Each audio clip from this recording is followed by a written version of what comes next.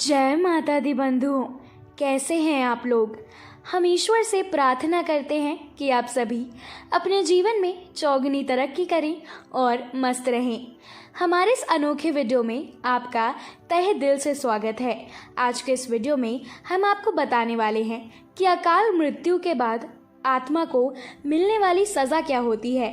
अगर आपने हमारे इस चैनल देशी भक्ति को सब्सक्राइब नहीं किया है तो ज़रूर करें, घंटी दबाएं और ऑल सेलेक्ट करें। साथ ही साथ कमेंट बॉक्स में जय माता दी ज़रूर लिखें। सिंहावलोकन अध्याय में ये बताया गया है कि यदि कोई प्राणी भूख से पीड़ित होकर मर जाता है या किसी हिंसक प्राणी द्वारा मारा जाता है या फिर गले में फांसी का फंदा लगाने से जिसकी मृत्यु हुई हो अथवा जो विष, अग्नि आदि से मृत्यु को प्राप्त हो जाता है अथवा जिसकी मृत्यु जल में डूबने से हुई हो या जो सर्प के काटने से मृत्यु को प्राप्त हुआ हो या जिसकी दुर्घटना या फिर किसी रोग के कारण मौत हो जाती है, ऐसा प्राणी अकाल मृत्यु को प्राप्त होता है।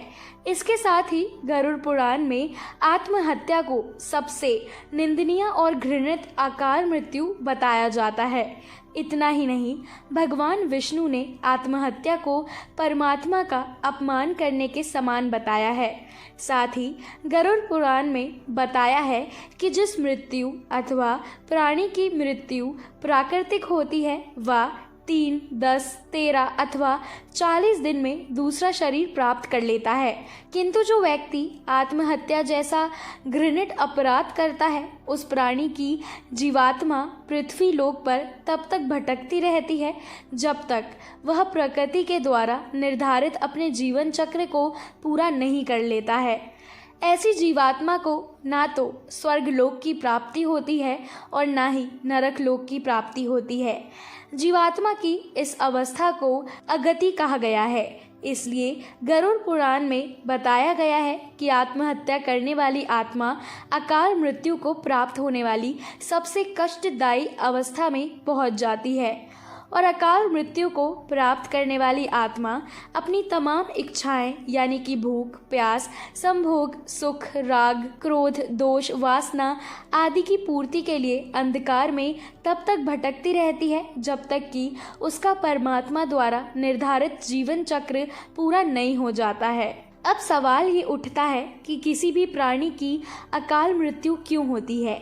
इसका भी वर्णन गरुड़ पुराण में किया गया है, जिसके अनुसार जब विधाता द्वारा निश्चित की गई मृत्यु प्राणी के पास आती है तो शीघ्र ही उसे लेकर मृत्यु लोक से चली जाती है।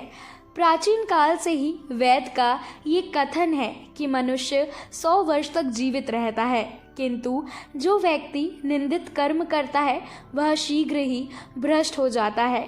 जो व्यक्ति वेदों का ज्ञान न होने के कारण वंश परंपरा और सदाचार का पालन नहीं करता है और जो आलस्यवश कर्म का परित्याग कर देता है और जो सदैव दूषित कर्म को सम्मान देता है और जो जिस किसी के घर में भोजन कर लेता है और जो स्त्री में अनुरक्त रहता है, इसी प्रकार के अन्य महादोषों से मनुष्य की आयु क्षीणा हो जाती है।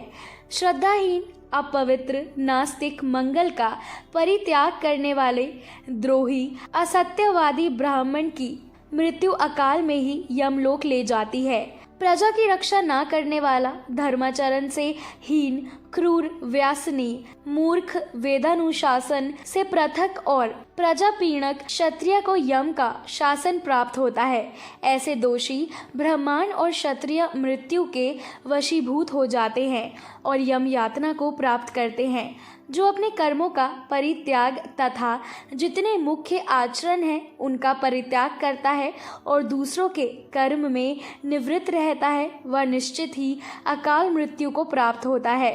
और जो शूद्र द्विज सेवा के बिना अन्य काम करता है वह भी निश्चित समय से पहले यमलोक जाता है। तो बंधुओं, ये था वीडियो जिसमें मैंने आपको बताया कि अकाल मृत्यु के बाद आत्मा को मिलने वाली सज़ा क्या होती है।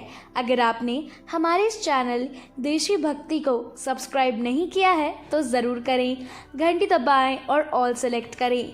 साथ ही साथ कमेंट बॉक्स में जाएं और जय माता दी ज़रूर लिखें।